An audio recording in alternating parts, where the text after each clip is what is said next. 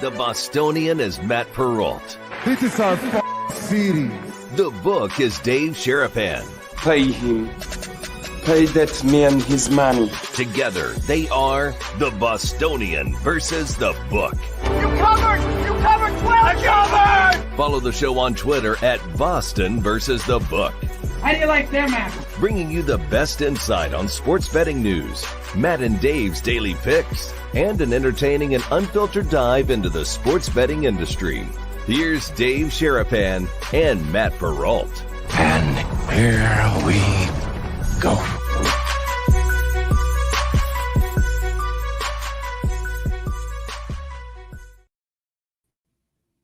What's up, Brigade? How are you? It is a Tuesday for the Bostonian versus the Book. Dave Sherapan, Matt Perrault. We'll talk a lot today. Baseball, little golf. Jeff Sherman's going to stop on by. Little golf odds. The Open Championship beginning on Thursday. We'll get to some pairings, some picks, and thoughts coming up in about 20 minutes with Jeff. We've got a couple of more questions from yesterday's program. You guys liked that Ask Us Anything. So we got a couple extra questions we didn't get to yesterday. So we're going to go ahead and add in a couple from the show yesterday we didn't talk about. We'll get to today to do that. Is it a Skeens day, Dave? Even though it's only one inning. How are you on a Tuesday? Good to see you, sir. It's a Skeens inning. I guess the lead up is fun. And I was so excited. I broke out my Pirate All-Star hat that it used to just be one representative, right? Most of the time. And now it's the representative, the guy starting the game. That's going to be exciting. I can't wait to watch. I don't know if it's a Skeens day. I think the ruling, we'll have to ask the chat. If you guys are here, it's an early show. It is. For you guys on the West Coast, we apologize. Your lunch hour is going to either be on replay or later. But for the East Coast, right at lunchtime, is it a Skeens day? Yes or no? I don't know. I would say no. That would be my first inclination. I can't wait to see it. We'll get to it before we talk to Jeff here in about 20 minutes because it is definitely an interesting moment here. The home run derby we'll get to, the game, the total, who's favored, all of that. But I have to ask you, did you see the national anthem before? Oh, man. I saw the home run derby. Top of the rundown, and I didn't know. I didn't even know what to say. I mean, could you sing better than she did last night? My dream was always to be a singer. Really? I tried. Yeah, I tried out for the play in fifth grade, the lead, and there was a singing part. And Mrs. Karras, God bless her heart, said, "David, you're going to be the narrator. You're going to talk." I said, "Gotcha." Went home. My mom said, "How did it go?" I said, "It didn't go good, Mom." She said, "I can't sing." You're going to be the narrator. That was it. There has been some to that, Goroff, and you're a music guy, obviously, so you would know something about carrying a tune, about instrumental. Oh. I thought the same thing, Chef Benny. I mean, so you can just picture this, okay? So it's me, Amanda, Brooks, and Madeline. Well, the four of us are all sitting. We get home from dinner, and I'm flipping around on my computer, and I see everyone posting about the national anthem. I didn't see it live. And I pressed play, and like both Madeline and Brooks were like, "That's on purpose." She's like, "There's no way that's actually real." And they're both like rolling, laughing, going like, "What is going on? Why is she out of tune, Daddy? Like, what? Why are the notes so sharp? Like, this is the national anthem at the home run derby. It's a Monday night, and it was like nails on a chalkboard." And they hired her I guess they paid her to do it. I mean, she's a 4-time Grammy nominee. Think it could have been on purpose? Could have definitely been on purpose. Just, I'm going to wreck it. I'm going to sing it perfectly because you get way more publicity. I mean, people, I forget who the person's name is, but the singer is way more famous today for doing the Carl Lewis. Remember Carl Lewis? do I remember Carl Lewis. I saw the clips. Uh-oh. I was My favorite line is when he goes, uh-oh. Uh-oh. I used to play that on my radio show in Huntsville. I used to play that as a drop. When everybody said something funny, I'd just hit it and be like, uh-oh. Yep. Yeah. If I ever get really psycho with this show, like if I ever get like real time to really build something, the guys, Mikey and Sonic, sent me a link to this thing that there's a way now that interfaces with YouTube that you can play the radio drops, like the old school hit the button radio drops, like the Howard Stern stuff. It interfaces now with YouTube. So you can actually do like the Carl Lewis, drop. Really? Yeah. I would love to have that. So I might need to be able to do that.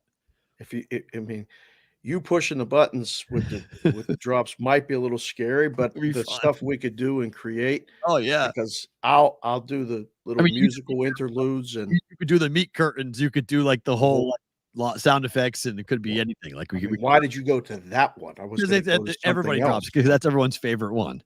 Oh, okay. Everyone's favorite. Whenever we talk about, I think if you ranked like crazy moments in the history of this program, I think most people's number one would be your meat curtain conversation. This show will go off the rails with drops. Yes, it will. It really will. That's good though. I'm on Sports Grid, and I have the TV on mute, and my phone is blowing up, and I'm sitting there trying to talk about the home run derby and all this other stuff, and a couple guys, like Mikey Awesome was texting me, and some other guys that you may or may not know, but yeah, they're like, "Are you watching this? What is she doing?" So we went to commercial, and I turned it on. Oh yeah, and I rewound it. Oh yeah, and I was like, "This is what I thought there was a malfunction, right? Like in her earpiece." All of it. I thought she had like a bad microphone, song. Like something was wrong. Like everything was just wrong. Right here. Yeah. And it was just an utter disaster. I mean, I tweeted the Meatloaf performance at the 1994 All-Star game in Pittsburgh because it was so good. I retweeted it last night, and I said, I think we need to remember good ones today. Fine. I mean, Whitney Houston's the gold standard. You play hers, and that's, there's that. But yeah, it's still, Carl Lewis. Still my favorite. Oh, my favorite radio drops. So Dodgers, Teoscar Hernandez won the home run derby over KC's Bobby Witt. Sorry, JC from KC. Hernandez became the first Dodger to ever win the event. But what did you make of it? Because I think the takeaway was boring. People didn't like the format. They thought it was long. They thought it was complicated and not very fun. I think you nailed it. Okay. I don't want to say it and completely besmirch the whole thing, but I come downstairs after getting off the air, and the kids are down there, and they're like, they ruined it. Yeah. I said, but they ruined what? And it was universal. Yeah. They ruined the All-Star, they ruined the home run derby. And I was like, well, why? I don't know, the pitches, the clock, the this, the that, like it was done. And these are the kids that liked it. Right. Like, I base a lot of my opinion on what the kids think about, because there's no filter. They didn't like it at all, P-Roll. I didn't like it at all either. I thought it was boring. Now some of it was the participants. I'm not going to lie. There wasn't like this. I mean, when your top two betting favorites are out pretty fast. Okay. Now you're like, I don't know much about Hernandez, and Bobby Witt Jr. is an awesome story, being a Dallas area kid going down there, but he's a relatively unknown player as well. He's an up and coming, one of the future superstars of the game. Gunnar Henderson, same thing, but like there wasn't like a big star push after Alonso went out and after Ozuna went out. Like that was it. Like you lost your two big bats, you lost your two big boppers, and there wasn't like the fun of a home run derby is not the number of home runs hit. It's how bleeping far the guys hit the ball. Like they murder baseballs. Watching Bobby Witt hit 410-foot home runs, it's fun to see the number, but that's not McGwire in 99 hitting balls, over Lansdowne Street at Fenway Park. That's not what you expect out of a home run derby. That's a tough comparison. That was one of the best ones ever. I'm just saying that's people always compare that, right? People have a standard. Once you set the standard, are you coming close to the standard? You don't have to beat the standard, but you got to come close to setting the standard for people who have been around for a long period of time, who are used to watching home runs. And it's just, I don't know. I watched growing up the black and white home run derby 1v1 show with the guy who was in the dugout and the guy was like smoking a cigarette and interviewing the players. Remember that show? I saw a clip of that last night. Willie Mays versus Mickey Mantle. That's the standard, because you're talking about two of the best players in Major League Baseball going up against each other, and they're getting interviewed after each one. Hey, Mickey, how did you do about that? I got a couple of balls there hit pretty good, but I didn't really overall like the swing. Like it's epic TV. It's just unbelievable black and white. But it wasn't epic TV at the time because we didn't know any better. So now it's like, if I'm talking about the number one home run hitting, power hitting guys in baseball, like we don't have, like they had the home. Where's Aaron Judge? Where's Aaron Judge?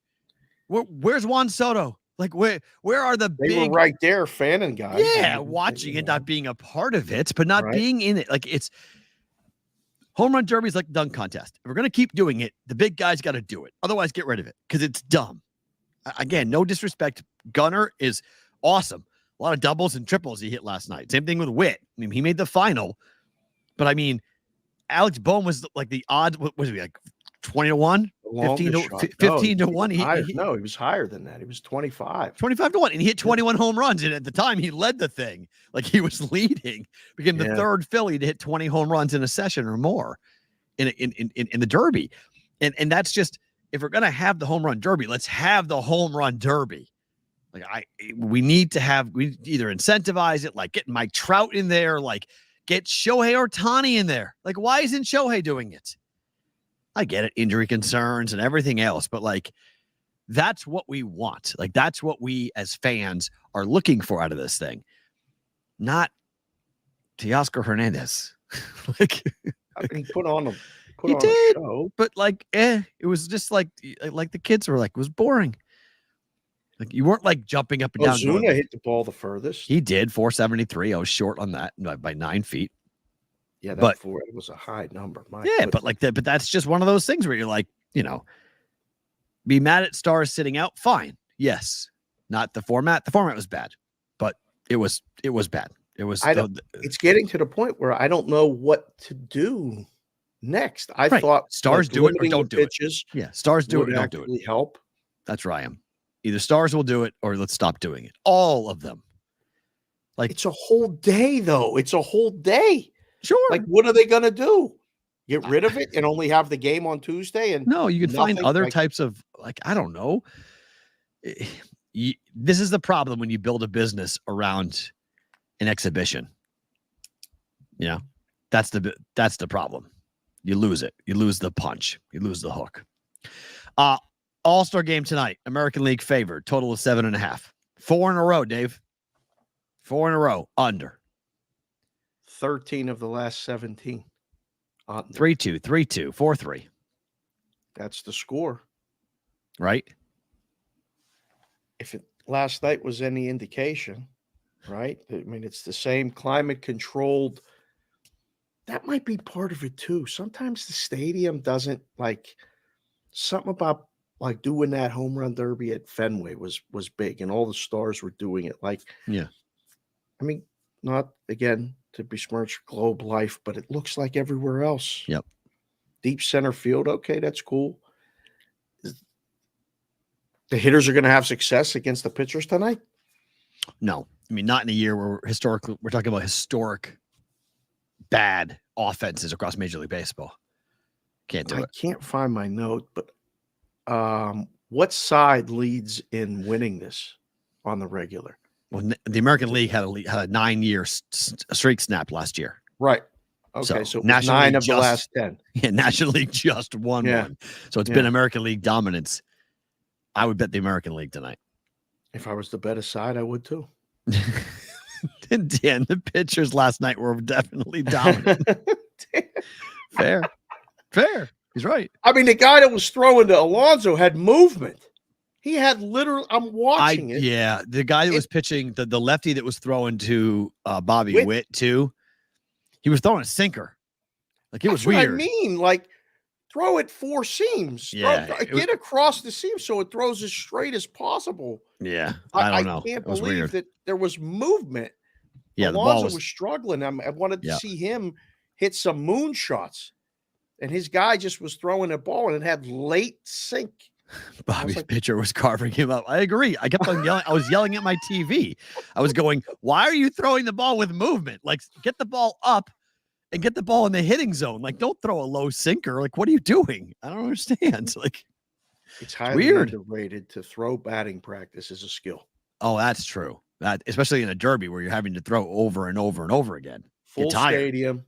Yeah. 3 minutes on a clock, timed. Yeah. You've got to get the pitches in. Guys left pitches on the bench. Guys didn't get all 40 pitches because of the time. Right. Like, fair. The kids couldn't believe that. I don't like that.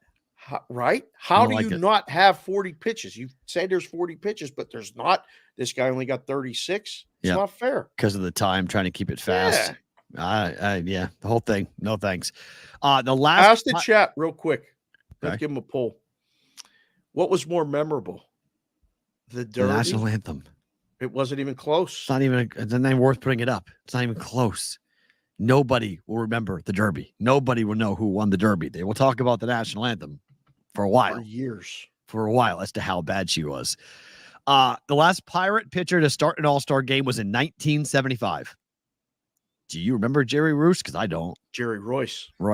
I don't. Jerry Royce, absolutely, I do. Anthem minus 5,000. Yes. Yeah, Anthem. It's definitely the anthem. Yeah. Jerry Royce, left-handed guy, beach blonde hair, big lefty. Watched him pitch as a little kid and thought this guy's one of the coolest guys in the world. Then he ended up with the Dodgers. 1975. Yeah. I wasn't born yet. Yeah. 50 years ago since the last time we saw a Pirate pitcher start the All-Star game. This is like, so tonight is like, stop what you're doing in Pittsburgh, right? Like, rob a bank type stuff. Like, nobody's going to be anywhere but their TV sets watching this. Yes. They're going to face up against the Orioles starter, Corbin Burns. They haven't had a starter start the All-Star game since Steve Stone of Cub broadcasting fame in 1980. He came off of the 1979 World Series where the Pirates played the Orioles. So Stone started the 1980 World Series. That's interesting. Burns is only going 1 inning, 2, right? Yeah, I mean, all these guys are going 1 inning. That's it. I mean, it's pretty much it. It's going to be an All-Star game type format, even with Skeens and all the hype, everything else. It goes 1, 2, 3. I want to leave him in to face Judge. Ain't happening. I almost hope somebody gets a hit then. Just to face it? Sure, yeah. So here's the question, because we have a Yurfie Nerfie, right, in the All-Star game. Yurfies actually have kind of hit. But you have, which is the harder first inning for Skeens or for Burns? The American League is Kwan, Henderson, Soto. Lefty, lefty, lefty. The National League is Marte, Ohtani, and Turner. Number 4 for the American League is Judge. Number 4 for the National League is Harper. Wow. There's your poll. Ask the chat that. That's a better poll question because that might get some answers on both sides. The first poll I was going to ask was completely one-sided. Yeah. Wow. Who's harder? Which top 3 from a Yurfie Nerfie standpoint? Gotta be the National League. No. I would vote. I'm voting National League as soon as this thing goes up. Because of Ohtani. Right? Yeah. Well, and I think the home run possibility. I guess Soto can homer though. Yeah. I just voted. Guys, if you're here, vote. Hit the like button. Hit the subscribe button too. Yesterday, good job hitting the like button on the way out or the way in. We had went. I can't wait to see this though, because I mean I haven't seen the latest price on the Yurfie. Emerson, we saw you. We can't. We've got a guest already booked. There's nothing. I would love to have you come on and sing, but you just texted us like a minute ago. It's not. We'd love you. I mean, well, at least I do. You and Matt got to work it out. We're fine. 150 on the no. No runs in the first inning. Minus 150 to the Nerfy. Well, I mean, we can ask Sherman when he's ready. We'll ask Jeff what he's ready. I mean, you're going to get a deluge of no bets, and they're still going to be open tomorrow, so they'll be fine. It's all good. All right, let's find out from Jeff. Is that true? Are they going to be open tomorrow and everything's going to be fine? Jeff, how are you? Great to see you again. Just Sherman joining us here on BBB. Is Dave right? You guys are going to get hit with the Nerfy bet tonight? We already have. Yeah, we opened no minus 130, went to 35, just took some more money. I just went to minus 140 before jumping on with you guys. There you go. Good to see you, Jeff. Explain a little bit about how this game is so unique in the whole scheme of things in the summer, because there's a lot of people that are on vacation. Handle, I've been answering the handle question for years. What's the handle like on the Major League Baseball All-Star game? It's pretty solid, just because, like you mentioned, there's not much to go up against. So it's you look at one of our better baseball games of a full daily card, and it would equate to something like that. What do you make of just overall the home run derby, the dunk contest, like these ancillary shoulder programming stuff? Like, what's the betting like for these things? If it went away, would you guys care if they just said, we're not doing the All-Star games, we're not doing the Pro Bowls? Would it matter at all from a handle perspective? Well, it really depends which one it is. The other sports, it really wouldn't matter. The baseball one last night, there really isn't much going on. We had a really solid handle on the home run derby. So at this time of year for that to go away, that would hurt us. But for the other sports, it's going up against a lot of other things, so that wouldn't matter. Compare the handle from the home run derby to the NBA three-point shootout, because that's the two that I think of these, I don't want to call them spectacles, but these all-star games surrounding things. The only two things that are still relevant, despite the fact that they're trying to ruin the home run derby with the pitch clock and everything else. But you got 8 guys last night. You got 6 guys in the three-point shootout. Comparable at all, or am I out of my mind with that? It's about 7 to 8 times greater with the home run derby than the three-point contest.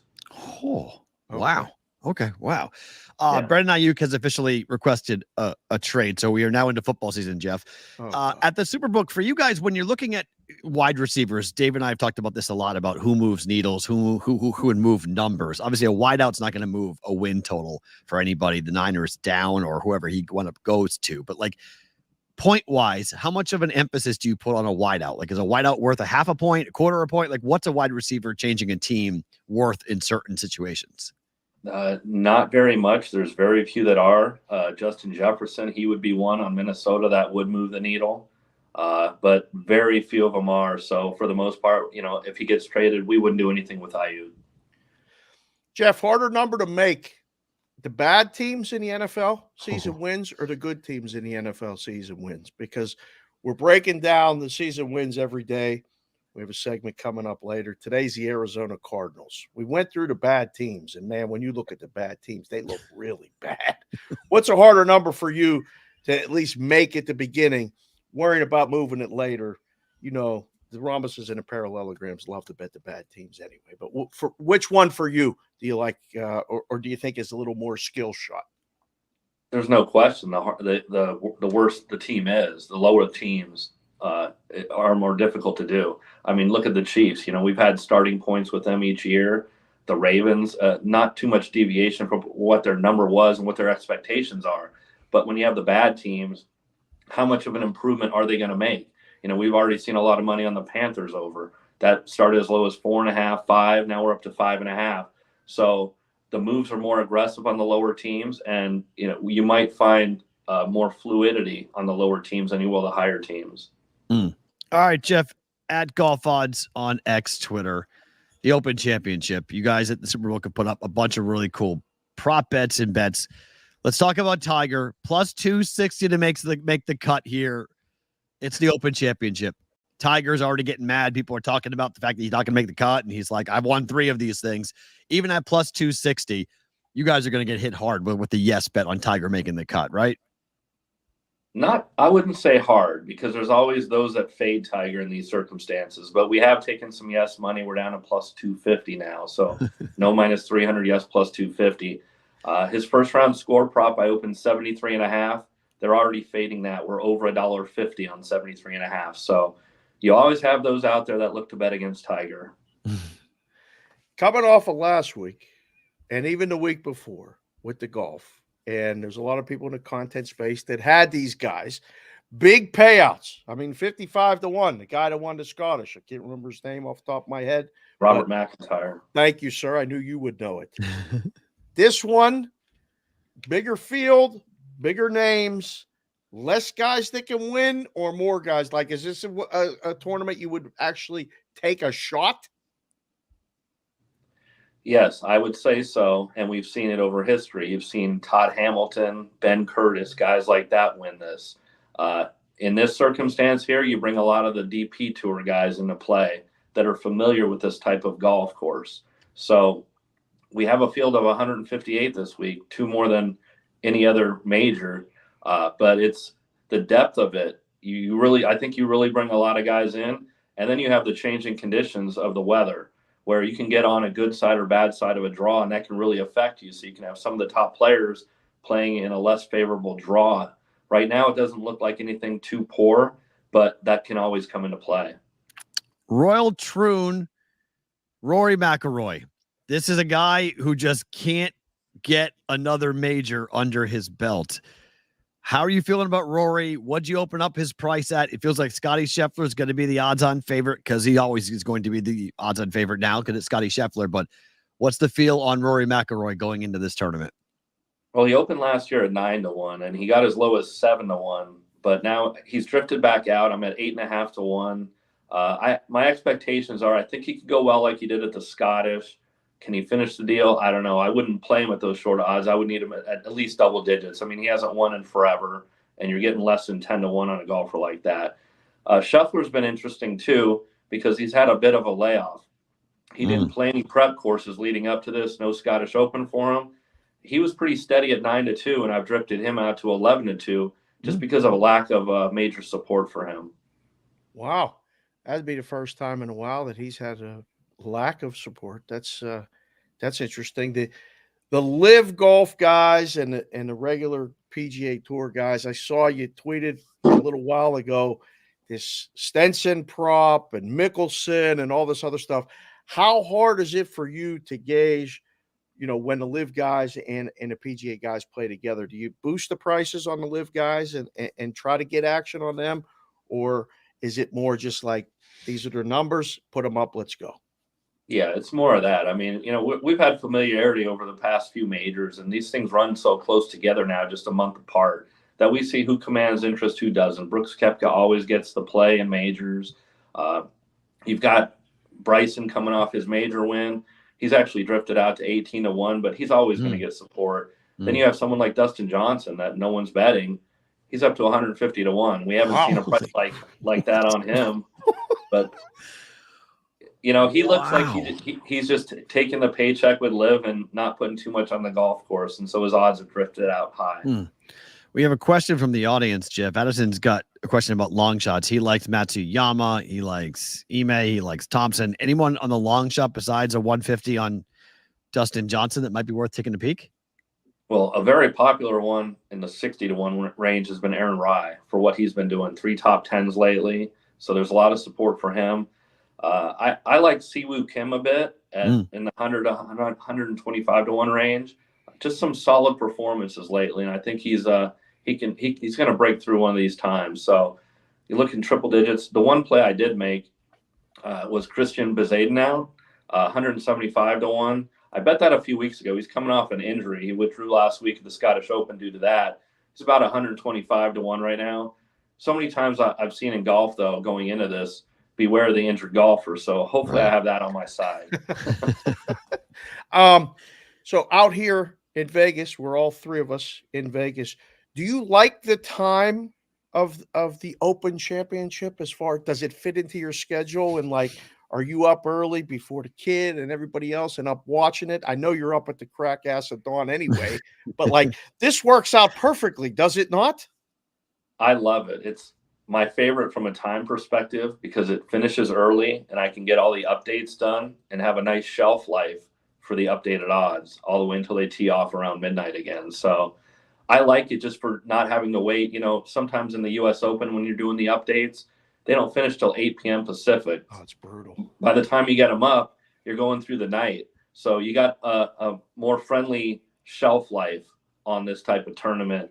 And it's always, I can get on with my day. I can get the updates done, go out to dinner, not worry about doing the work. We here on BBB Jeff like talking weather from time to time.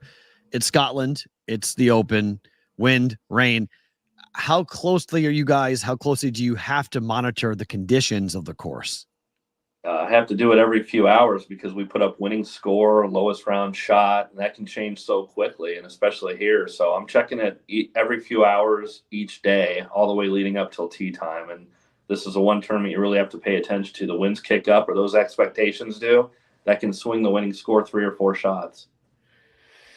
I have to ask, just to get you off the golf for a second, are you watching any of the, talk about monitoring weather conditions. Are you watching any of the summer league and your guy Bronny and what he's doing over there, Jeffrey, the Lakers? What the hell's going on over there down the street? What's happening with the summer league? I am watching it. I pay attention to it every year, and I put emphasis into the lines, especially the early ones. Now you're getting to the point that the teams are sending some of their top players home or dealing with injury. That we're almost to the playoff portion of it, but some of these guys, some of the Warriors players only played 2 games. I think they're done for it. So you're going to see a different power rating on those guys. As far as Bronny, it hasn't been too good. We didn't have too many expectations. We've been doing daily props on him, and they're pretty low numbers, 6.5 to 7.5 points, 3.5 rebounds and assists, things like that, going under quite a few of them. So I think he's going to be spending a lot more time in the G League this year than you're going to see on the Lakers, and rightfully so. I mean, he needs to get the work in and not just sit at the end of a bench and watch. It's very true. I mean, Jaylen Brown was caught mouthing, I don't think he's a pro last night watching him play. So, when you got guys who obviously reigning, NBA finals MVP watching your game going, I don't think he's a pro. Not great. Do you see much handle? We've talked a lot about handle, I know, but like, people bet summer league? Like, do they come in and like really look to play? They absolutely do. We're getting in all our jurisdictions, and there's not too many things going on right now. So these are televised on ESPN, ESPN2, NBA TV.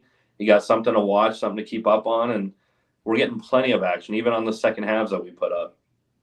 Wow. That's good to know. That's I always questioned a lot of times, what are you doing? But somebody would come in and look to make a limit play on a total in a game, and they don't even know one player in the game. It's fine. It doesn't matter. Last one for me, sir. Did you see the national anthem last night? And can you sing? Because we'll put you in line if you'd like, if you could sing. I saw it. I can't sing, but I might be able to do better than that. We all wondered what was going on with that. I would agree. We'll get you out of here on this. You guys with Superbook in Vegas with the Westgate, you guys have opened up the Super Contest. This is the gold standard. You guys started this way back when we started football handicapping contests. How are signups going? We look to see you. We got a bunch of people coming in to sign up for you guys with this contest. What's any updates, any information on the Super Contest? It's been going good. We get a lot less early on. Everything gets closer because of people tying their money up and stuff, but we're on pace like we were last year. So it's nice to see it going now. And you get the energy in the book too of the feel of football season. We got the Hall of Fame game right around the corner. And once they start playing, we'll start seeing more signups at that point too. Are you golfing in the golf weekend thing? Are you going to be out there? I won't be involved in the golf aspect. I handicap it. I don't have time to play it. It's going to be hot. We'll be out there playing it. It's going to be hot, but we look forward to it. Jeff, thank you for the time. Good to see you again. We'll do it again soon, all right? All right. Thanks, guys. At is Jeff Sherman from the Superbook joining us here on the Bostonian versus the Book. Good to get him in. And yeah, that's coming up. That golf tournament's coming up here in a couple of weeks. Hopefully the weather cools off just a touch coming up in Vegas, considering. What's the high today? 107? Yeah, hold on. 108 today? It's been this we're getting the weird summer weather where all of a sudden it just the rain pops up. Yeah, it's the monsoon season. Let's go. Yeah, lightning. Haboobs. Haboobs. There's a lot of haboobs. We have a lot of haboobs in the book, but there's a haboob coming up here. I forget about that word every year. And it makes me laugh. Every time I hear it, I laugh. It's like the Vegas has haboobs. And yep. Like, what do you mean, baby? Yeah, I know we have boobs. No, haboob, not a boob. Haboobs. H-A. Not two boobs. Haboob. Yes. Haboobs. Haboobs coming to Vegas. Yes, there's sandstorms. So if you are someone who likes like the movies, the Dune movies, that's what it looks like. It's like a big, huge, like wall of sand and wind and everything else. I have to give those Dune movies a chance. I've been. They're phenomenal. Do you like Star Wars? Yes. Like Star Wars, you like it. But see, like I'm the only person in the house that will even remotely give it a chance. So I have to sit and watch. Sleep, and you can't just like Star Wars movies. You can watch passively and still pretty much have a good idea as to what's going on. Dunes, you can't. Like Dunes, it's a movie for adults. It's a movie for nerds. It's a movie for people with attention spans. You can sit and listen because the story gets really complicated and very difficult to follow if you're going to be doing other things. So like you got to clear the day off. And I'm going to watch Dune 1. I'm going to watch Dune 2. It's really good. I'm a big fan. Zendaya is phenomenal. She's just, I'm such a huge fan of hers. So that movie rocks. Both movies are really, really good. So haboob meaning how many boobs? No. No, that's not what it means. It means this big cloudy dust storm that filled with clouds and rain coming up from the desert of the Mojave. It's disgusting. Coming in. By the way, I'm going to give my guy Andrew Erickson at Betting Pros a huge shout out if this happens. He told me, and I'm not kidding you, he told me at the end of last year in March that Brandon Ayuk will be a Patriot. Okay. He's been reporting this for like, if this, and now Brandon Ayuk, while we were talking to Jeff, officially asked for a trade. Now, everyone thinks that he's just going to wind up being traded to go play with his boy because he's been seen hanging around with him, and Jaden Daniels and the Commanders is where he's going to wind up going. Right. The team is under no obligation to do that. And if you send him to the Commanders, he's in the NFC. So maybe you don't want to send him inside the conference. The Patriots and the Niners have had a good working relationship over the years. They sent Jimmy Garoppolo out there famously. Could they send Brandon Ayuk to the Patriots to team up with Drake May? Just saying. This even before the Pats drafted Drake May, Andrew Erickson was telling me this, going like, I'm telling you, Ayuk and the Patriots is a thing. Watch it. It can happen. And now he requested a trade. So if it happens, we'll tip of the cap and go, oh my gosh, it would be wild to see if it happens. But does it move the needle at all for you if Ayuk is off the 49ers? I mean, a little, maybe. I mean, I don't think it moves anything other than like you got to find out who they're replacing him with. But right, does it do anything to the Patriots? Long term, it does. Sure. Wanted to ask Jeff about the Patriot number. Wanted to see what he thought. His initial thought. 5. It looks we know like what it is. Yeah, it's 5. It looks like 5. Like I don't know. Every case scenario you go through, max. It's 5. 5. But 4.5 is a good number. Yeah. 5.5 is a good number. They're both good numbers. It's gonna fall right there. 4, 5, or 6. This late season, not late season, preseason movement of guys is so like it's such a weird week to even be talking about it. And then he just said it like August 1st is the Hall of Fame game. Yeah. Oh yeah. It's 15 days away. Caleb's not signed. He is not. Neither signed. is Roman. Odunze. Yep. What? Odunze and both Bears draft picks are not what signed. What are they doing? Holding them hostage. They want more money. They want more guarantees. They want more on the stuff that they can get because the money's pretty much locked. It's not the money. It's the extra stuff. The vested options and when do they get their bonuses and all the other stuff that goes into the contracts. This is a weird time of year. The uncertainty of everything, just in general, like with the football and like. Here's rookie the report tomorrow, so they both better be signed tomorrow. Oh, it reports tomorrow. Wow. Okay. Thanks, AOW. Because remember, they named him the starting quarterback already. And there's no competition. It's Caleb's your guy. Game day. That's the danger of doing that. Of telling the kid he's starting day one, game one. I don't even know who the backup is. Of the Bears. We did this before. The Bears' backup quarterback this year is Tyson Badgett, the kid from West Virginia. Oh, that's right. Yep. So he's your backup. Wow. Okay. Want to start the year with him? Week 1? Have fun. They might. Okay, so there's not much going on in the sports world, but there are 4 WNBA games. So we're going to rip through these pretty quickly for tonight here. We don't spend You're tons. going to rip through these. This is the first time I'm seeing these. All right, just numbers wise, right? We'll just go through these games quickly because if you're Jones Zippers up in a bet and you want something to play, here are your numbers. It's interesting. Phoenix at Washington, road favorite for the Mercury. They're already in the fourth quarter. Oh, what score? Hold on. Get the exact score. I just looked. It's already started. It is. They play weird times. 86-74, 4 minutes to go. Phoenix is winning. Okay. Current in-game numbers 9.5. What's the total? In-game total? 176.5. It's going over. It's going over. So I'm going to miss that play. Okay, so I missed that bet. All right. So we'll come back. We'll come back with New York. I bet the under that game. So that's going to miss. That's Seattle and LA starts at 12:30 Pacific, 3:30 Eastern. So in 2 hours. Yes. On this. So it is interesting when you start looking at people are betting this because I think these numbers are starting to get inflated. I didn't play this, but 9 seems heavy. 163 seems high. Seattle on the road, they're 10-6 ATS. LA Sparks are 8-1 ATS. On the road, LA is 1-9. At home, they're 3-4. But on the road, Seattle is 5-5. 5-1 at home. 10-6 overall. Number at 9, 163. Favored in over. Without you even seeing the teams, does the line movement tell you favored in over? Doesn't tell me anything. I have no idea. I'm looking at this going, I don't know, maybe over. 9 seems like a lot to lay on the road, first blush. Right, in basketball, right? I mean, 7's your number in the NBA. So is 7 your number in the WNBA? No, totally different. Nope, cannot apply. Nope.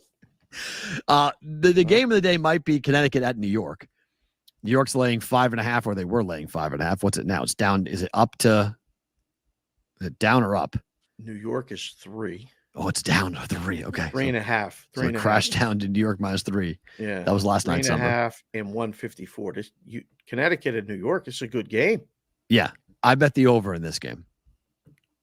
I got 153. Yeah, or 152. Now. I forget what number. Either 152, 153. One of the two I got. I think this game goes over. New York at home is an over team. New York at home is an over team. Let's see here. Last 10, 8-2. Last 10, 6-4. I like to look at that. Oh yeah, Connecticut's last 10, 7-3 to the under. New York, it's 5-5. 8-2 straight up for New York. Last 10. 8-2 on the road for the last 10 for Connecticut. That's good. Mm-hmm. Yeah, so I don't like the side. It's either dog outright or favorite lay it, right? Yeah, I'm just on the over for that. And then finally, Chicago's at Vegas, 13. Gotta be. I mean, Angel Reese was hanging out last night at the games. Yeah, with Jaylen Brown. Favorite. I mean, you'd think Vegas blow up. Vegas big tonight. You would think. I would think. Angel Reese didn't get her double, so she had that streak snapped. Yeah. Vegas on the year now 16-7. They have woken up in a big time way.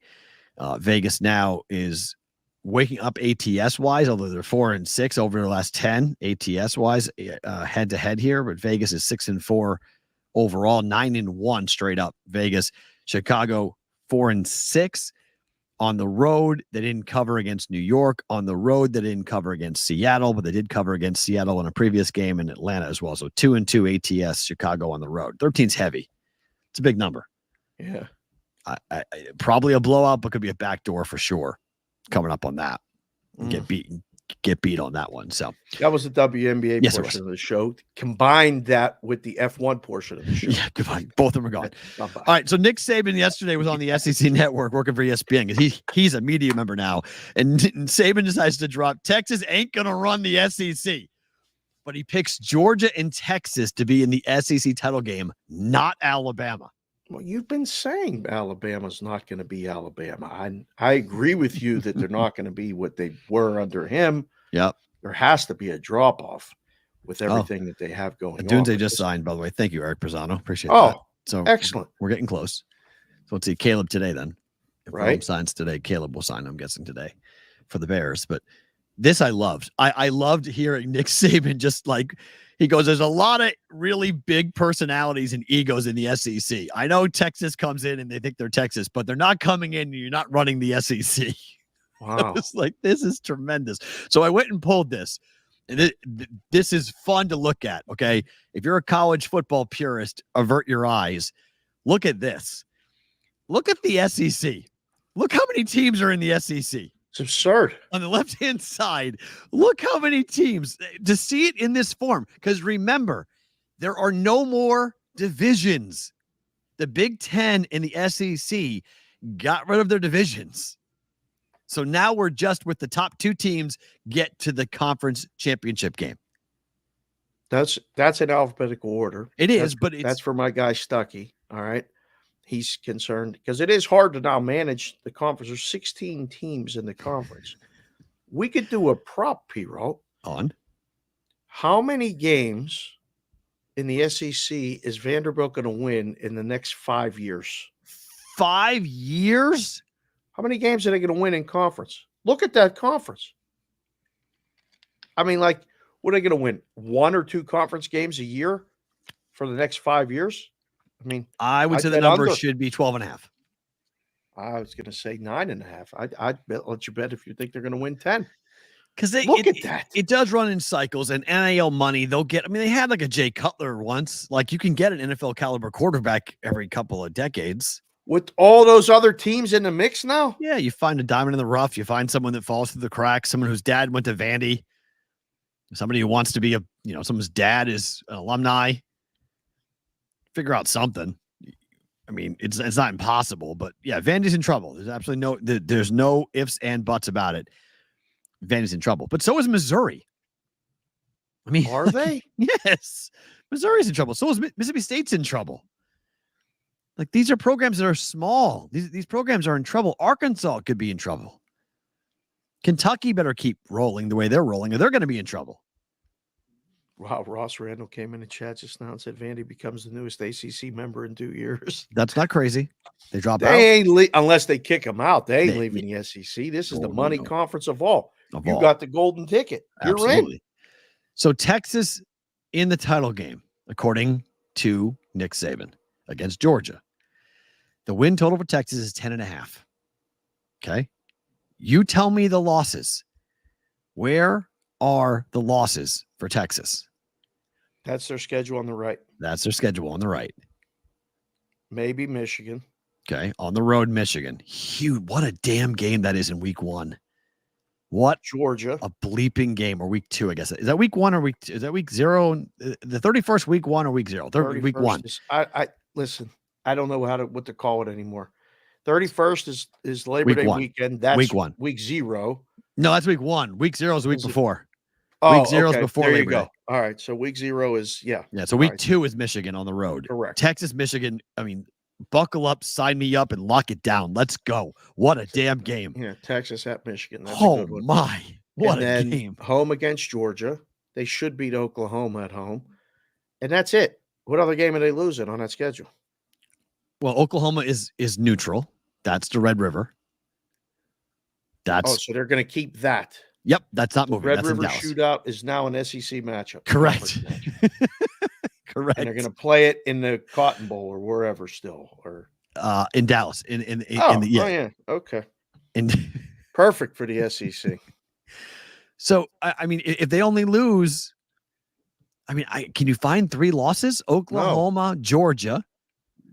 That's it. That's it. It's a 12. Michigan. It's a 12-team Georgia schedule. That's 3 losses. I mean, Oklahoma, maybe. That's it. But if they lose, that's 3. So wouldn't you bet under?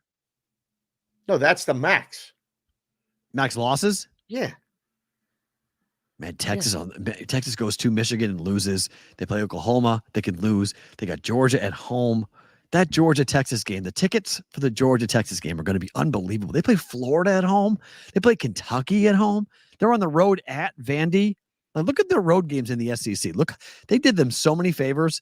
They play at Vandy, at Arkansas, at A&M. I mean, Texas, Texas A&M. I'll just tell you right now, Texas A&M is going to be, I don't want to say it's the hardest ticket of the year, but it could be one of the hardest tickets of the year in the SEC to get. Aggie fans are going to be just going crazy for that game, especially if Texas needs it to get into the championship game. I am trying to find. Okay, so Texas is 4 at Michigan. Wow. 4-point favorite at Michigan.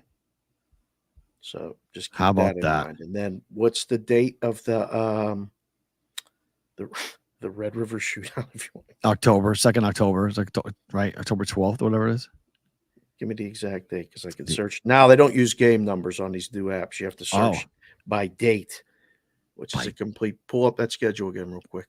Hold on. I'll tell you without pulling it on the screen. Wow, Texas, I found it 7.5. It's October 12th. Yeah. 7.5. They're 7.5 point favorites. Fair. Yeah. With Quinn Ewers back. Yeah. And they could. It's Red River. They could lose that game. Absolutely lose that game. What's the drop off for Oklahoma? I don't know. I don't know. I mean, we'll see. The quarterback spot's got some questions. They got to figure out what happens if Casey Thompson's going to be the guy or somebody else can be the guy for Oklahoma. Their schedule is no joke either. They play Houston in week 2 at home, on the road at Auburn, at Ole Miss, at Missouri, at LSU. They play Alabama. They play Texas and Red River, Tennessee at home. Compare schedules here for a second with Texas and Oklahoma. Oklahoma plays Tennessee, Auburn, Texas, South Carolina, Ole Miss, Missouri, Alabama, and LSU. That's pretty tough. I mean, Texas they play Georgia. Okay, so that's hard. But they play Mississippi State, Oklahoma, Georgia, Vanderbilt, Florida, Arkansas, Kentucky, and Texas A&M. So no LSU, no Alabama. This is the problem. They have a conference with 2 different schedules within the same conference. Like, this is going to be so hard. That's why I like divisions. I like divisions because you play your division, then you play across division. Right. You have a better barometer as to how good a team is. Because if Texas runs the table and Oklahoma's got 1 loss, we're going to go like, look who Oklahoma played and look who Texas played. Like, it's not fair. Yeah, we're going to start this. I'm telling you, they start with this quad 1 win and quad 2 win and all that other stuff with this starting college football. Yeah, I'm going to be really annoyed. But that's going to be hard to measure. And it's going to be hard to determine the 8, 9, 10, 11, 12 teams in a playoff, because a team like Oklahoma that played a much harder schedule in the SEC and has 1 or 2 losses is going to be better than a team that's undefeated in a crap conference or not in a conference or whatever. It's the hypocrisy is going to be, it's going to be ridiculous. I don't even want to think about it yet. Put a poll up for the boys and girls. Texas right there, win total 10.5, over under. What would you play? Good. Right now, today, knowing what we know. We just did the schedule. They either go undefeated, lose 1, or lose 2. I think when I looked at that, I go under. Yeah, you need something else to happen. Yeah, I'm going under. Arch is backing him up still, right? He didn't leave. No, he didn't leave. I don't believe so. Let's see. Texas. It's he's still there. Arch Bang's still there. But Quinn Ewers isn't going anywhere. Quinn Ewers could be the Heisman Trophy winner. Of course. That's what I mean. But like if he gets hurt, there's teams that have a guy like him playing quarterback. I'm going to say this. I'm just going to make this prediction here. It's what? It's the 16th of July. Texas is going to lose at least 2 conference games in the SEC. At least 2, maybe 3 conference games. I think they're in for a rude awakening. Okay, week in and week out in the SEC is not like the Big 12. I'm sorry. There's no trips to aim. Oh, here he goes. I'm just saying there's here he goes. SEC soapbox. First one of the year. I'm just telling you. This is not the Big 12, okay? This is just not the Big 12. It's not the Big 12. It just isn't. It's just it's not the same. I mean, you don't have with this conference, you don't have some of these teams. There's no Kansas in the SEC. No. Vanderbilt's the only cupcake. Everybody else is going to give you a fight. There's no team in there that you're like, some years Texas Tech is decent. Some year Baylor's decent. Some years Iowa State's decent. But here we go. Week in and week out in the SEC, I mean, they're going to learn. Like both Oklahoma and Texas are going to learn. Like you're going into, taking on Florida. You might go, it's Florida. It's Florida. Like you go play Kentucky. It's Florida. I mean, there's a lot of people who feel that way. It's not Florida. No, like it's just like these places. These are difficult places to play that are more difficult than you think because it's the SEC. You walk in, you're like, oh my goodness. It's not the same. Not the same level of fandom, not the same level of intensity, not the same level of scrutiny that comes when you go on the road to play in the SEC. Wow. It takes an adjustment. And Texas people think they're just going to walk in and be like, yeah, we're Texas. Yeah, we're Sark. Yeah, we got Quinn Ewers. Okay. I agree with Saban. Like until you get to that conference and play in that conference, the level of ego and intensity, it's not like the Big 10 and the Big 12. Just not. You guys in the Big 10 and the Big 12, you guys have a healthy relationship with sports. Did you just rope the Big 10? Yes, because you're the same. Together? What? You're the same. The Big 10 and the Big 12 are the same. Yes, your fan bases have a healthy relationship with sports. The SEC has an unhealthy relationship with winning and losing. It just means way more. I ain't Dave, if Penn State loses, I ain't talking to you until August. If Penn State loses a game, okay, if Penn State loses a game, is your whole year crushed? Yes. Baloney. I've seen you. You don't care. You move on to the next one. You go, okay, we lost. That sucks. You anticipate. I don't care if you're 93. I've seen SEC people want to shoot their kids when their team loses. Well, and it's happened. That's a them problem. I agree. I'm not saying it's better. I'm not saying it's worse. It's better to be the Big 10 and the Big 12. You have listen to the words I'm using. You have a healthy relationship with sports. The SEC has an unhealthy relationship with the level of influence it has on everything. On their life, on their marriage, on their ability to be a parent, their productivity at the workplace. All of it's impacted as to whether or not a 19-year-old kid catches a football. Yeah, that is not healthy. That's too much. That's what happens. Nobody wants that. Iron Bowl. When I was down there, son takes the car for a joyride. Dad says, "Don't take my car." Kid takes the car. Alabama loses to Auburn. The kid comes home, throws the keys at the dad at his dad and says, "That sucks. Bama lost." The dad shot him. Shot his own kid. Why? Because he took the car? Took the car and was pissed off that Bama lost in the Iron Bowl and couldn't control himself and shot his kid. That's absurd. And it happened. Look it up. Wow. It's not healthy. The SEC, when they say it just means more, it's one of the best slogans in sports because it sounds like it's like a rah-rah. No, it means you guys are nuts. Like you are legitimately out of your mind. Woo! Yeah, I don't want anybody getting shot over a football game. Over a football game. Texas, have fun. Circa Sports Pro Football Team of the Day. We, in almost under a week, or a week, 9 days. We're in Reno. Yes. Sparks, Nevada. We're up there doing the show. 2:30 to 4:30 show. Special Roll Call Friday show from Circa Sports up in Reno. Sparks. We're going to be there. Looking forward to seeing you guys up there. If you're coming over, come on over. Sign up. We got you. We'll tell you more about that here in just 1 second. But if you don't know what's going on in Nevada, you must be present in Nevada to sign up. Either be in there to make your picks or hire a proxy. $16 million in guaranteed prizes, $6 million for Circa Million. Weekly picks, 5 of them ATS against the spread. Survivors, 1 pick, $10 million. Weekly picks, stay alive with a winner. For more information, go to circasports.com, or you can follow them on socials at Circa Sports. If you need rooms, you're coming to town, they got you. 25% off for one night at Circa, the D, or Golden Gate with an entry, all the way to a 3-night comp at Circa. If you get the full house, $5 million, 10 Circa Survivor. For more information, go to circasports.com or email them at info@circasports.com to get contest room rate offers today. Our Circa Sports Pro Football Team of the Day, the Arizona Cardinals at number 26. How are you feeling about Marvin Harrison and Kyler Murray? What will they be together? It's all too early for me. This is all pure speculation. I don't We've know. seen Kyler, though. I mean, it's not like we don't know what Kyler Murray is. But I mean, I really don't know because he has to stay healthy. If he doesn't stay healthy, both of them have to stay healthy. Marvin Harrison will be a great looking draft pick with nobody to throw him the ball. Fair. And that goes south quick. Yeah. I think that division's going to be a bear.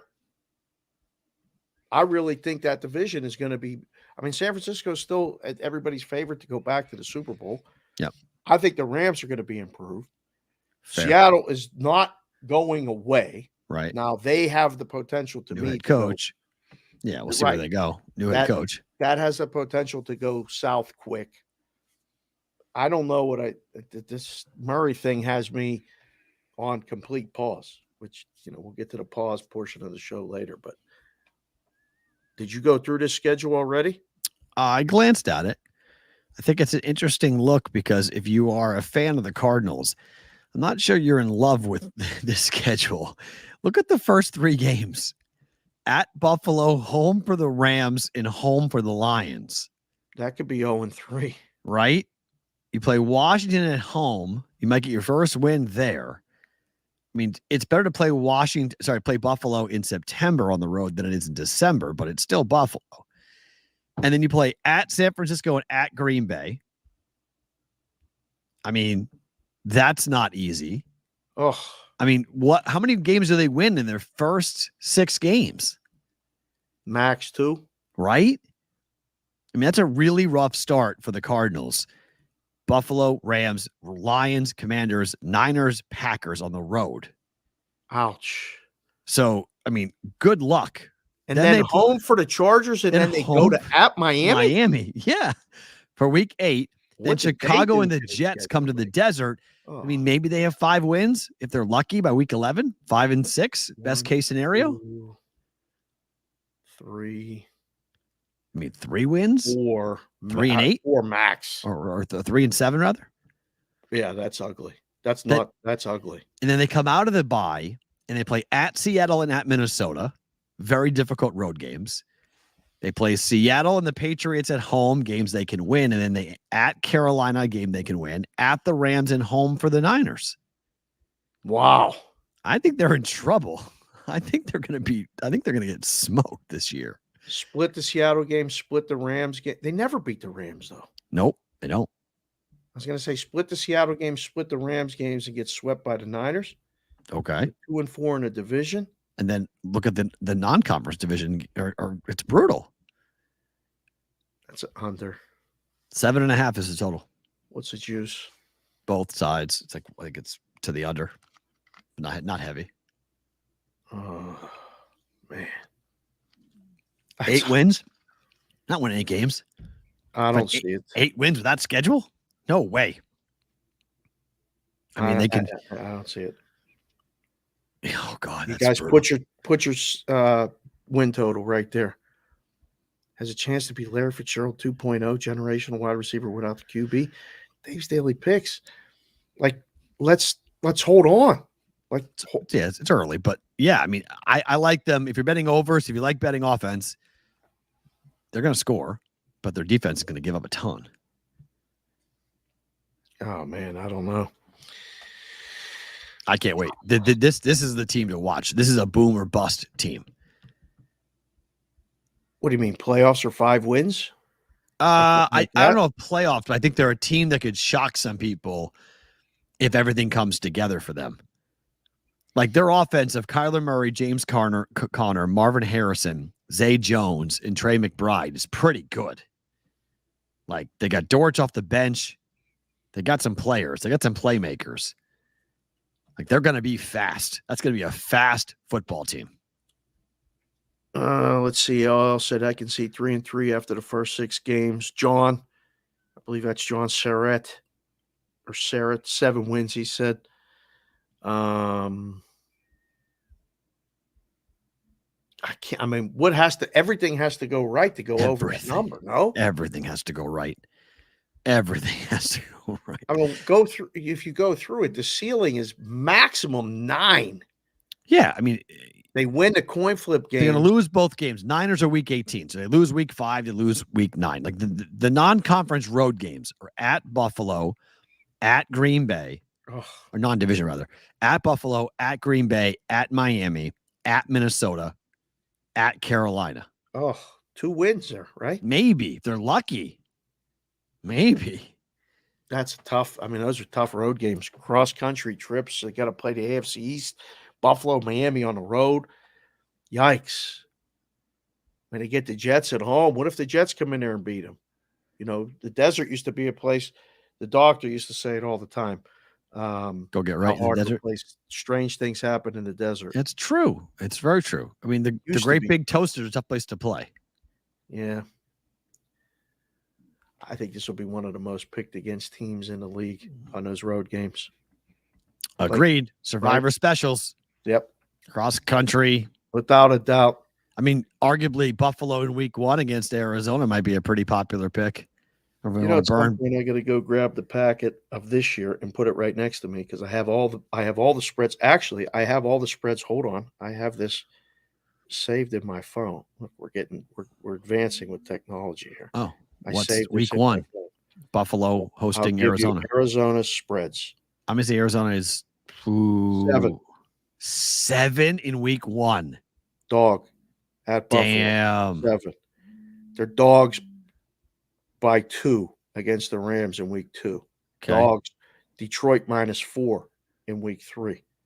They're favored against Washington at home in week 4, 2.5. 9.5 dog at San Francisco. 5.5 dog at Green Bay. Home against the Chargers, the opening number was -1 Arizona. By the way, the Ingrid Andres chick from last night that sang the national anthem, she just tweeted, "I'm not going to BS y'all. I was drunk last night. I'm checking myself into a facility today to get help. That was not me last night. I apologize to MLB, all the fans in this country I love so much for that rendition. I'll let y'all know when rehab is and how rehab is. Wow. I hear it's super fun. XO Ingrid."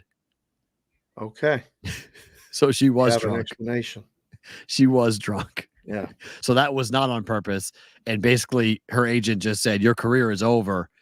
You better go check into rehab and make up an excuse as to what the hell just happened to explain what that was last night, because your career is over. Otherwise, unless you do come up and, again, that rendition will be known forever. Like she's going to be immortalized as the awful singer of the national anthem. So they're dogs in every game after that, except the Patriot game. They're dogs in every game. Rough year in Arizona for sure coming. Numbers high.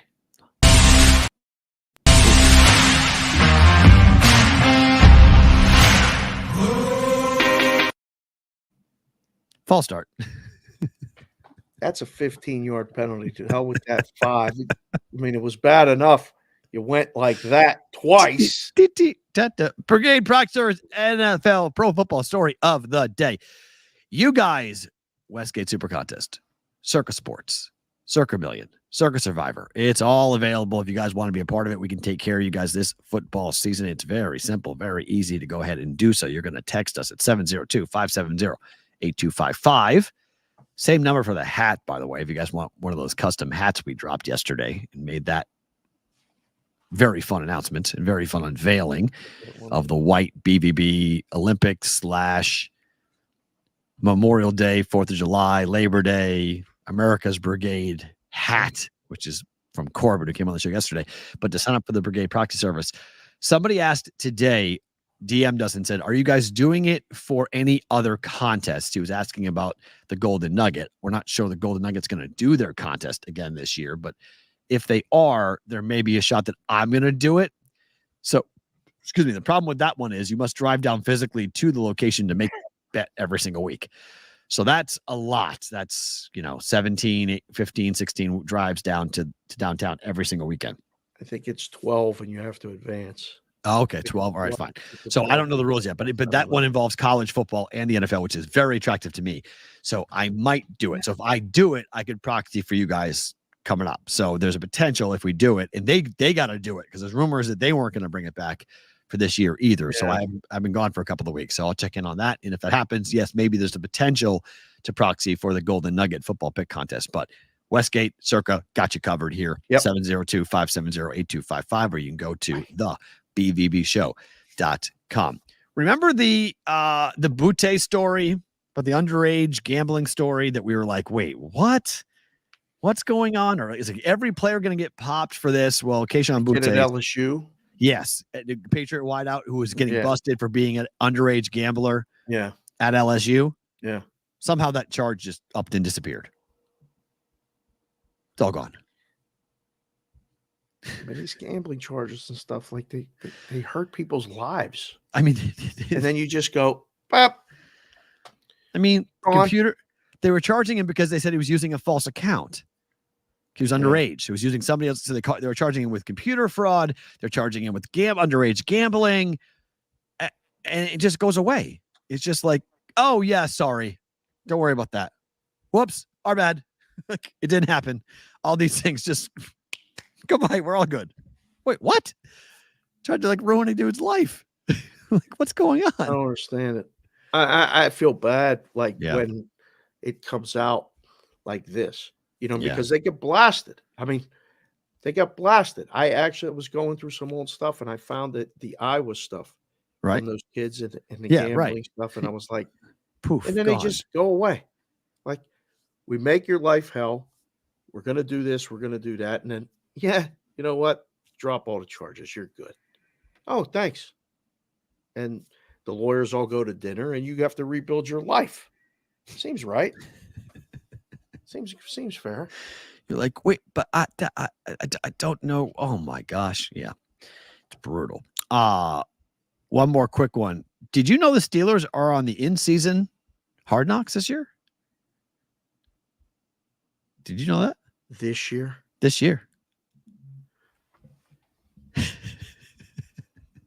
Cam Hayward was asked about being picked for the in-season Hard Knocks. I hated it when he was told.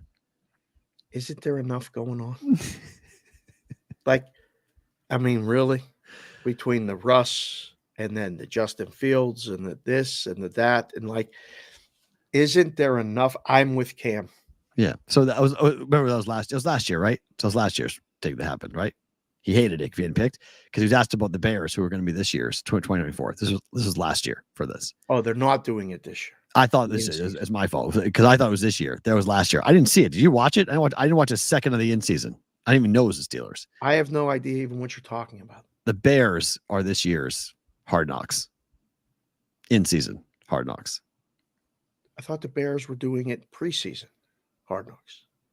No, so maybe that's true. Hold on. Let me look at this. Maybe you guys are doing it. Because remember, there's the pre-preseason. This is the problem. I don't fact check you. There's the pre-preseason. There's the preseason, and there's in-season. So there's three. Somebody come in this chat and help us right now. Steelers are the in-season. Yeah, Bears are preseason. You guys are in-season. You guys are doing an in-season. We don't need this. Who okayed this? I mean, like I said, isn't there enough going on? Yeah, enjoyed that. It's gonna be wild to see what with that. If things go well, winning wise, this will be a really, really popular show. If things blow up, this will be the most popular show. I think it's going to be interesting to see what happens in the next couple of years with Hard Knocks, because I think people don't like it anymore. I think the show has run its course. I think it's no longer fun. I think the players hate it. I think the NFL has way too much control over what gets out. It's no longer interesting. It's no longer helpful. It's all just love it. It's everyone loved it because they had no control over it. Yeah. Oh wow, according to Shefty, good job, CBW. Other teams reached out about Ayuk. Now have no intention of trading him.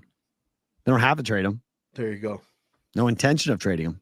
Well, oftentimes that's leverage too. That's just like, we can try to get the team to pay us a lot on this. Okay, guys, BetterHelp.com online therapy pause of the day. The promo code to use if you're going to go and do this and sign up with BetterHelp, BVB. One of you guys who's not in the chat, a guy who's with us quite a bit, and I'm not going to out him, but he sent us a very heartfelt, lost a parent yesterday, right after the show. It's going to be my favorite thing about today, as far as mentioning it, but mention it now. Lost a parent. This was the first thing that came to my mind was, okay. Crushing. You guys reach out to us. You write us incredibly heartfelt messages about what is happening in your life. Dave and I are not licensed therapists. BetterHelp is. And not to say I'm going to push you off or brush you off here, but these are the people who can take the call, do the video chat, can respond to text message, can take you through this dark, dark, dark time and help you get to the other side. This show, we try to do that for you guys. We try to be an outlet. We try to be something different.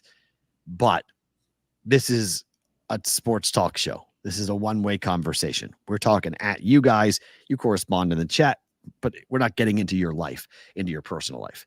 You're going through something tough, and we got a brigade member who Dave and I both are thinking about a lot right now. Oh, this is a site just to check it out. BetterHelp.com, online therapy. Promo code is BVB when you go to use this. And just take a look at what they may have available for you. They might have something that jumps out at you. It's the world's largest therapy service, 5 million video sessions, voice calls, chats every single month. Since 2013, over 30,000 licensed, accredited, and board-certified therapists from BetterHelp's network have helped more than 2 million people face life's challenges and improve their mental health. Go to BetterHelp.com, promo code BVB when you sign up, and just take some time for yourself. Just take a second to raise the hand and say, hey, I'm not okay. Yeah, I was,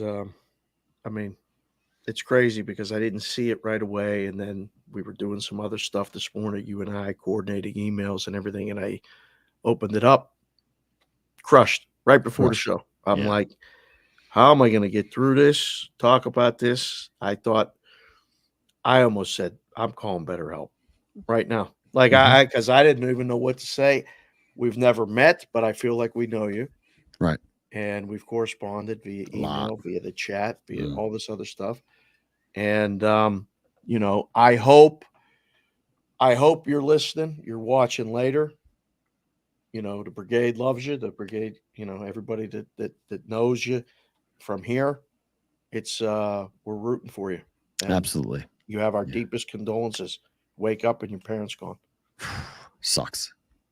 All the way around sucks. BVB is that promo code, BetterHelp.com. Check it out. If you need a second, and I agree with Mikey, it's okay not to say you're okay. So let's do the Ask Us Anything. Couple more questions that you guys we didn't get to yesterday on the show. Mikey also wants to know, where would you guys like to see the show grow in the next year? That's a good question. What was your answer to that? For me, I think I want to expand upon our shows outside of Vegas. I want to do more live shows. So we've done Chicago. We're doing Reno next week. I really want us to do a show on the East Coast. Like I really want to do Philly or Pittsburgh or Boston. I want to find the right reason to go and do a show for the brigade on the East Coast, because I think it would be really neat, because in Chicago, we know about our Midwest following, but we have a really strong Mid-Atlantic following in the Philly, Pennsylvania, Southern New Jersey, Maryland area that I think we could really do something very cool. So for me, I want to see the show, for football season, if we can do the show outside of our home studios for one night, for one day, every week. I think that would be fun to see if we can pull that off. But definitely more in person, more interaction with you guys on the ground. That's a good answer. My answer was when I saw this, I was like, I just want to keep doing this show. That's my first order of business. Yeah. Looking at some things and going, better keep doing the show. And, I'd love it to grow. Somehow make the number of subscribers, 10x. Because that's what is being told to us. I'm just listening to what people say. Never really did that good my whole life. I respect people's opinions, but they're not here doing the show. Pete Rolt and I are doing the show every single day. Yeah. Making the calls, sending the emails, doing the hats and everything else. You guys have been a big part of it. I'd like to see the brigade expand. What would I like to see the show grow? I'd love to have 3 roles for people, like, director, security, all that other stuff that we talk and joke about. That I'd love to do it. So that's my answer. One, we got to keep doing the show. Mikey had 2 questions. His second one's pretty interesting. If you could assemble a Major League Baseball all-star team of players from the last 25 years, who would be on your all-star team? Wow.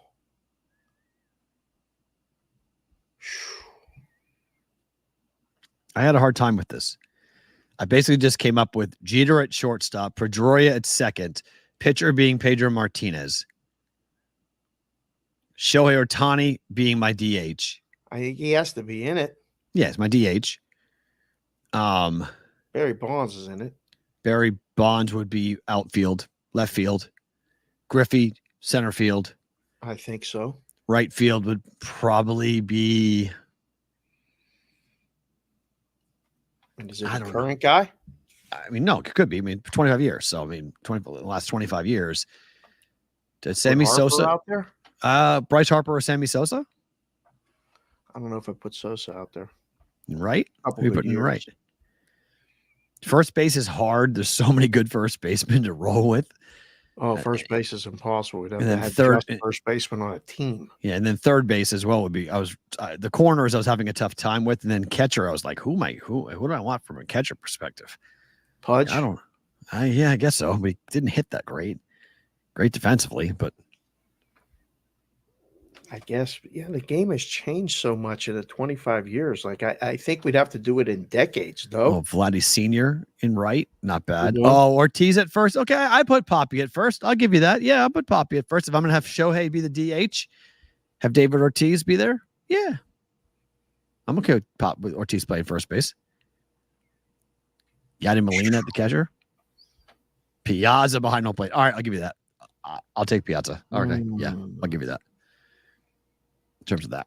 So that's a fun little exercise. Was Bo around 25 years ago? No, Bo Jackson was not around 25 years ago, unfortunately, on that. T. Pancho is asking, who are you considering betting to win the Open? I'm not betting it. I'm not. That's why I asked Jeff about the variance. Yeah. I feel like this is one of the hardest ones of the entire year. I think it's the hardest. There's so many good players. The course hardest is different than anything they've seen. You got the best player deciding not to play any run-ups. Mm-hmm. Like there's so many things, and then the wind starts blowing, or and rain comes. It just rain comes sideways. Yeah, and good luck. And you go, wait a second, what did I do? The handicap's out. The pre-tournament handicap out. Yeah. Now, why I asked him if he likes watching it. This is one of my favorite things to bet in game all year. Ooh. Because my house is sleeping usually. Okay.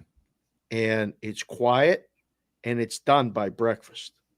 So you can sit there and take positions on guys as you're watching it or as you're watching the lines move. I think the pre-shot variant or the pre-tournament variance is off the charts. Oh, look at that. How about that? The Draymond Green show is doing his show from Red Tail at Resort right World. now? Well, they taped it this morning. Oh, yeah. How about that? Interesting stuff there. What is your all-time favorite sports logo? AOWN wants to know. Wow. I mean, I'm biased because of all the Pittsburgh roots, but the old Bucko, the old Pittsburgh Pirate guy that I have on that one gold hat over there, the gold Penguin logo, which is still kind of the same.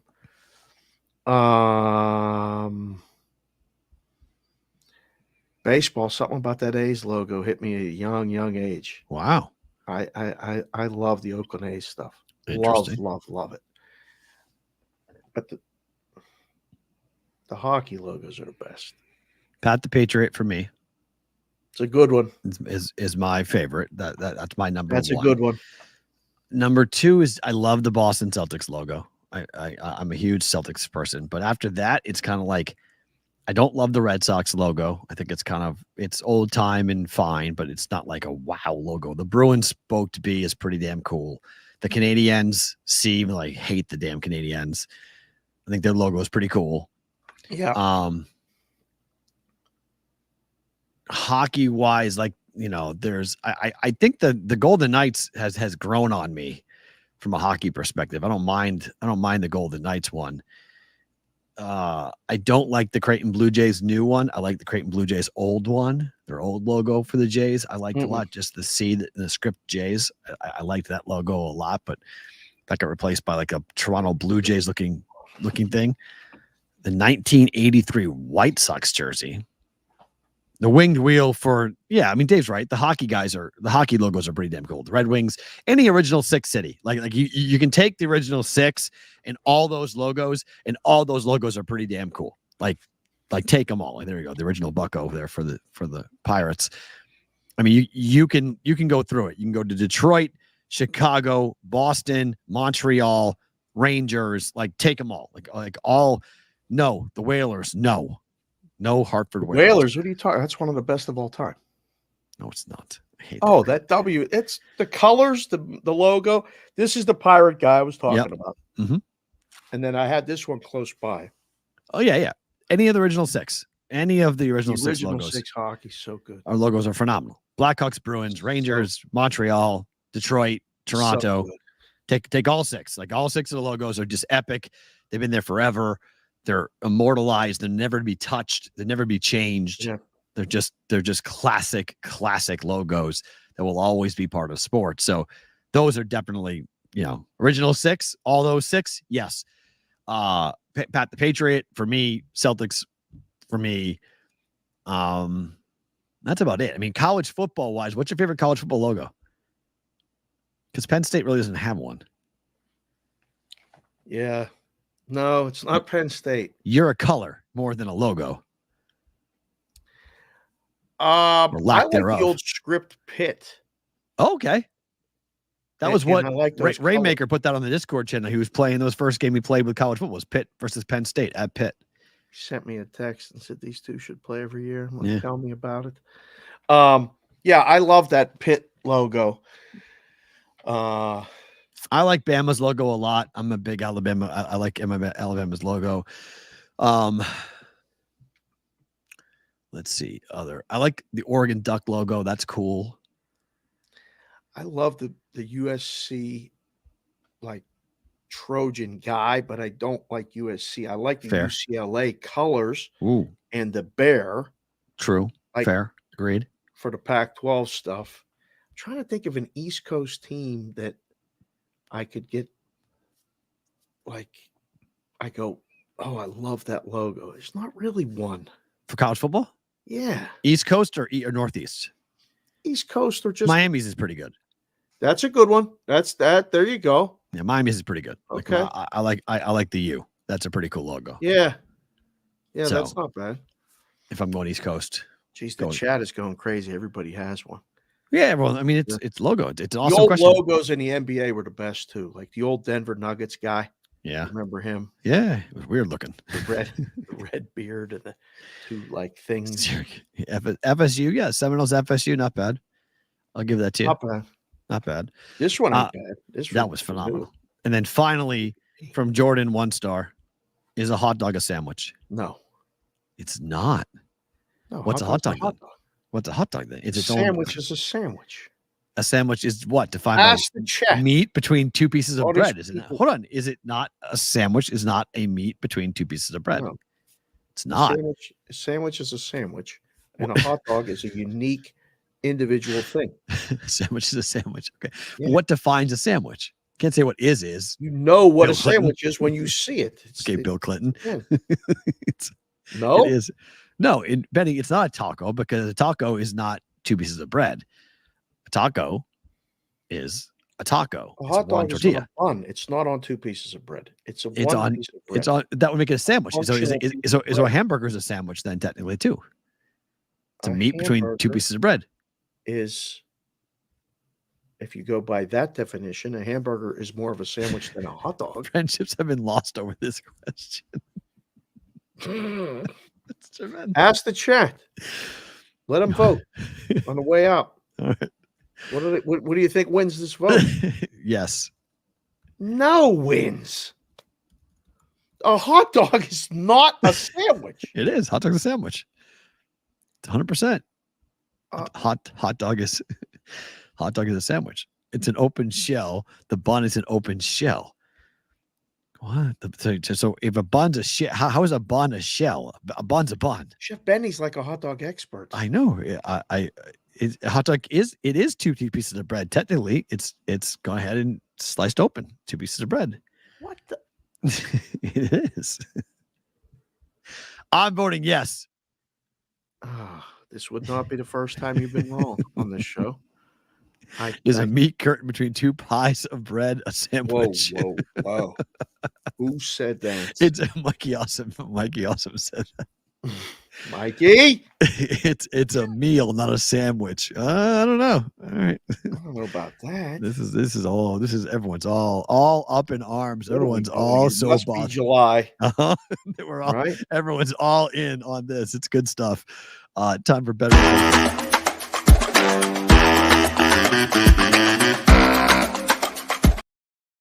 All right, this is just going to be kind of an easier one here because better to book it. I'm just playing the under in the All-Star game. Bet it. Under 7.5. It's just Simple. Does it make it a good? I know you're going to say yes, but for the general public, do they want a 3-2 baseball game? Does that make it fun to watch? I don't think for some people, yes, that's what they want. I want to see good pitching, I want to see good defense, and I want to see a well-played baseball game. Okay. Which usually results in a 2-1, 3-2, maximum 4-3, 4-2 type of game. But there's people that are going to tell you it's boring, it's tired, it's this, it's that. We want to see hits, home runs, scores.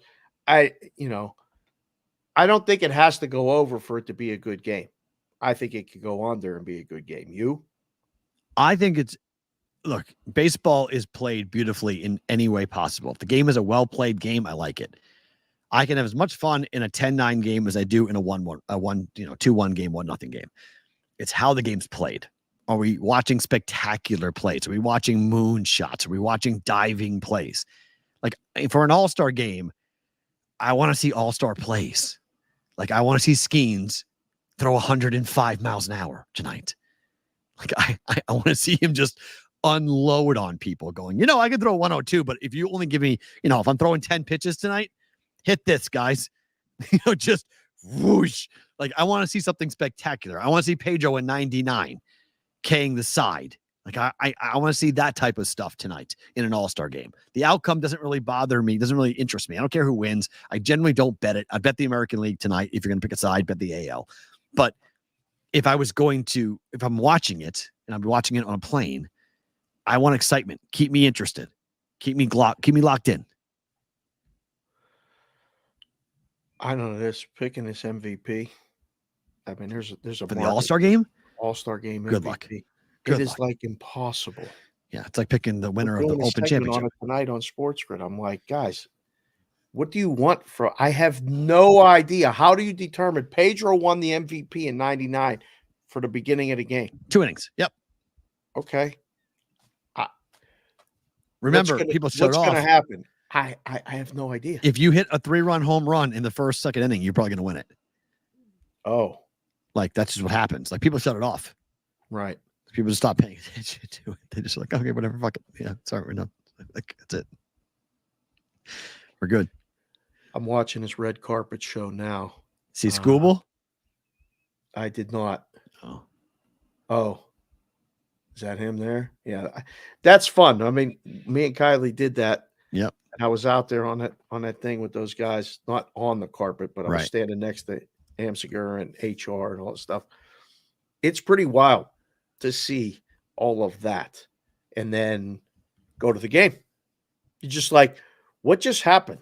Like, we just saw this big parade and then we just run over to the stadium and go to the game. It's still a fun event. Under. It's a fun event. I agree. Under. And then we're playing over 153. Okay. It's I don't even know what you're currently 154 or 154 and a half. I hope you win it for Connecticut in New York. I'm like Mr. 500 when it comes to the WNBA. I bet 2 games. I go 1-1 every day. It's annoying. 0-2. It's annoying. Yeah, but then it comes down to that third play as to where it is. Brandon, rewind the show. Top of the show. Rewind it. You can watch our whole breakdown. Boy. Hi, Brandon. Of the national anthem. I know we're on early today, so it's different. It's not normal. Favorite thing about today is what? Well, I mean, it was going to be that email.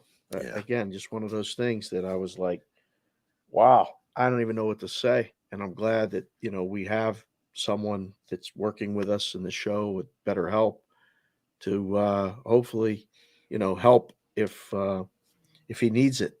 I felt terrible. I got that call. I got that call when my dad passed, and it brings up all those memories. And I was in a car when I checked it, and I had to sit and pause and just catch myself and say, all right, you got to go do the show now. Literally, it was the last thing I looked at. I was going over the rundown. I was going over everything, and I was like, wait, I forgot to check that last night. And I thought, wow. I mean, everybody really is going through something. So hearts out to him. And then another guy who we met in Chicago, another hat guy, reached out and said, sorry for the late response. He, to use your term, he left me on red, whatever that is. Didn't get a text back. And it says, sorry for the late response. Tornado warnings and craziness all over here last night. The weather, it can be anything. You just have to always consider that on the other end. It's not always about you. So you guys in the Midwest that fought that last night, or hopefully everything's okay. That was a little bit scary. I've never been in a tornado. I've been around it, but hearts out to all of you. Thank you for being here. For me, I'm getting on a plane here in less than 4 hours to head back to Las Vegas in what has been the longest.